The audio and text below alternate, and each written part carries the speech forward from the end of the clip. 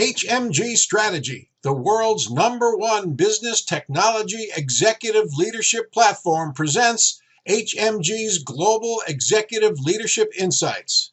This episode explores Zero Trust Network Access with John Kindervaq, creator of Zero Trust, Senior Vice President of Cybersecurity Strategy at Ontoit, and Jason Georgi, Field CTO, Prisma Access and SASE at Palo Alto Networks. Moderated by Hunter Muller, founder and CEO of HMG Strategy.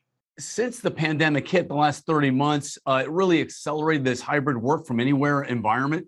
Jason, when you think about the challenges it's posed, CISOs, any new findings from your broad customer base reach around the world? A lot of organizations at the onset of the pandemic realized, well, let's look at it this way. When customers were accessing our resources, they were probably walking into a physical office of ours and accessing resources.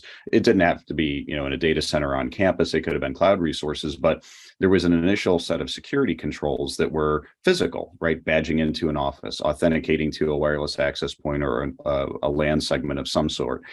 And all of those guardrails that were at least that initial point are gone. So the first network that all of our users attach to access even our most critical resources is not private or secure, right? It's the internet. And so now how do we get users there as efficiently but securely as possible? The whole idea is to get traffic flowing, right? And anything that could stop that could stop business. So I don't want to be blamed for it. I just want to get, this is plumbing. I just want to get this stuff going. But that inherent trust is the problem now that we have to solve. Implicit trust is no longer a viable outcome for connectivity because it violates business privileges of reducing risk. This isn't about people or human trust. It's about the digital world and why having trust in a system is a very significant vulnerability in your organization. So when you first came up with the idea, I understand you had quite a bit of resistance. Yeah. People thought I was literally insane, right? Because that's not the way we've always done it. But there was a core group of people who really understood.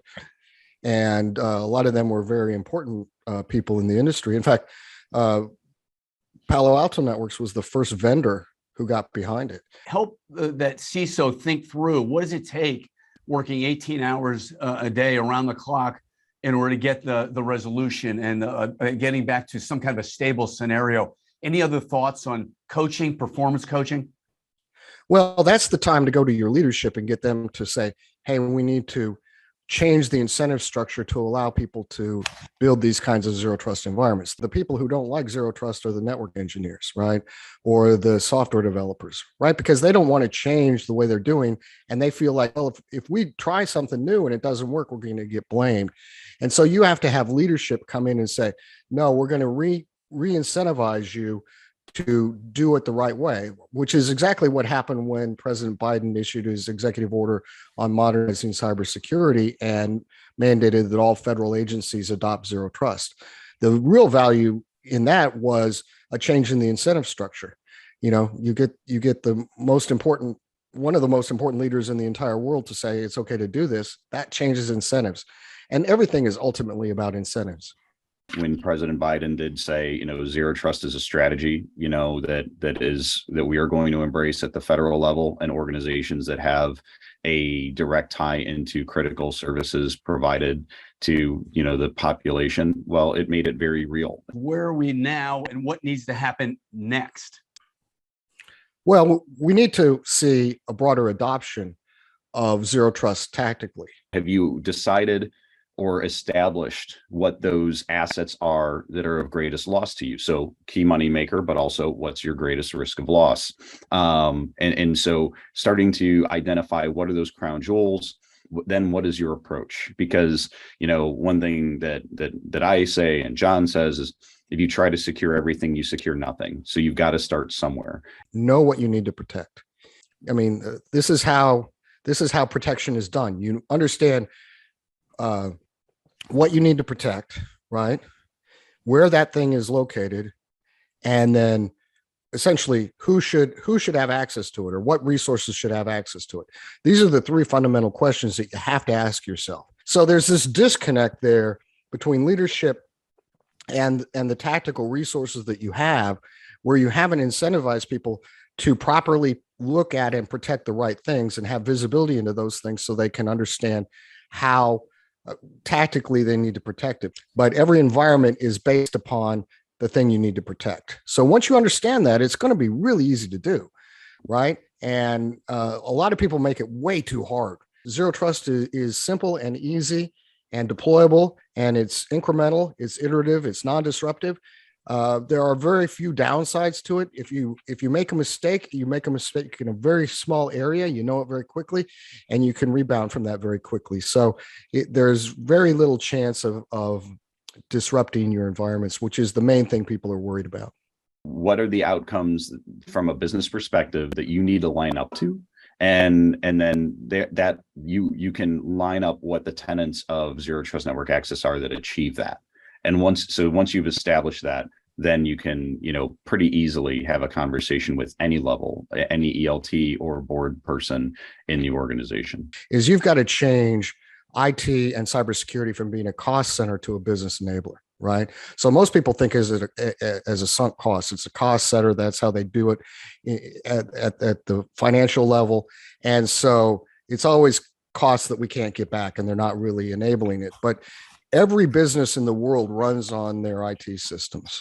So you need to look at your IT business and your cybersecurity business that protects it as critical to the business, and change. I would suggest changing the way the accounting is done. So it's not just overhead, but it's something else, right? I mean, maybe we need to invent a new way to do accounting for this kind of business, because it's new, and the old accounting principles don't really work.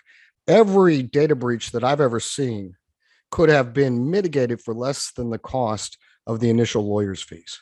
What you have to do is kind of figure out fundamentally what went wrong, and was there something that was stolen, first of all, exfilled, right? So it's this term breach that becomes problematic, because we all learned in cybersecurity, breach is when somebody gets into our environment and looks around. But that's actually now the definition of an intrusion.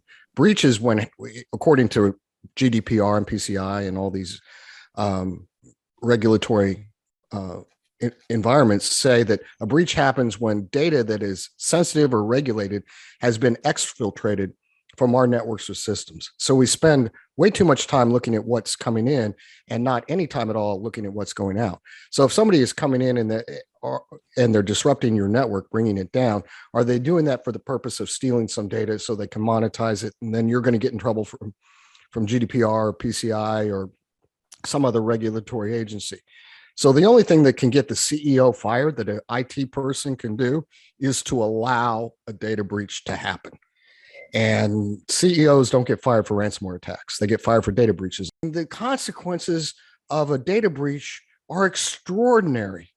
And people say, well, the stock always rebounds. Well, of course it does. You buy low, sell high. So when it goes down, people are going to buy it because it's cheap and they know that you're highly likely to recover your business at some point. But that doesn't mean it's not painful.